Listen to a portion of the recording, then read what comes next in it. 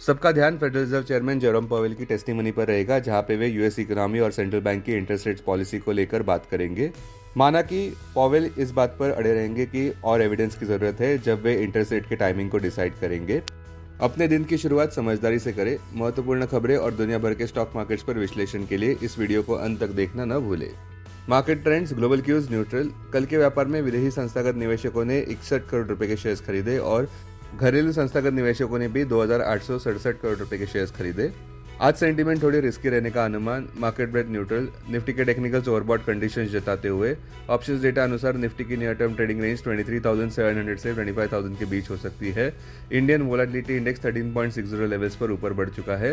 Nifty का put call ratio 25 जुलाई expiry के लिए 1.46 पर। बैंक निफ्टी का पुट कॉल रेशियो 31 जुलाई एक्सपायरी के लिए 1.20 पर। आज के लिए निफ्टी का आउटलुक बुलिश कंसोलिडेशन देखने को मिल सकता है। अब आज की थीम पर ध्यान देते हैं। सुबह निफ्टी डगमगाता हुआ नजर आ रहा है। ओवरबॉट टेक्निकल कंडीशंस के चलते profit booking large cap stocks में देखने को मिल सकता है। सबका ध्यान आज आने वाले federal reserve chairman Jerome Powell की टेस्टिमनी पर रहेगा। उसके बाद सबका ध्यान यूएस सीपीआई इन्फ्लेशन आंकड़ों पर रहेगा जो जुलाई 11 को आने वाले हैं। इससे हमारे कॉल ऑफ द डे पर आते हैं, जो सजेस्ट कर रहा है कि परमा बुल्स ये उम्मीद करेंगे कि वीकर यूएस ग्रोथ और कूलिंग इन्फ्लेशन के चलते फेडरल रिजर्व इस साल रेट कट्स करेंगे। शुक्रवार के यूएस जॉब्स डेटा पॉइंट्स के अनुसार इकोनॉमी में कूलिंग तो देखने को मिल रहा है, किंतु कोलैप्स नहीं देखने को मिल रहा। इस वजह से अब रेट कट्स की उम्मीदें भी बढ़ गई है। इसलिए अब फेडरल रिजर्व से ये उम्मीद है कि वे इन्फ्लेशन को नीचे भी ला सकते हैं और इकोनॉमी को ज्यादा ठेस भी नहीं पहुंचाएंगे। संक्षेप में कहे तो रेट कट्स अब दूर नहीं है। अब टेक्निकली अगर देखें तो Nifty closing price 24,321, intraday support Nifty के लिए 24,157 मार्क पर, इमीडिएट रेजिस्टेंस 24,500 मार्क पर। आज की ट्रेडिंग रेंज 24,250 से 24,450 के बीच हो सकती है, बायस न्यूट्रल।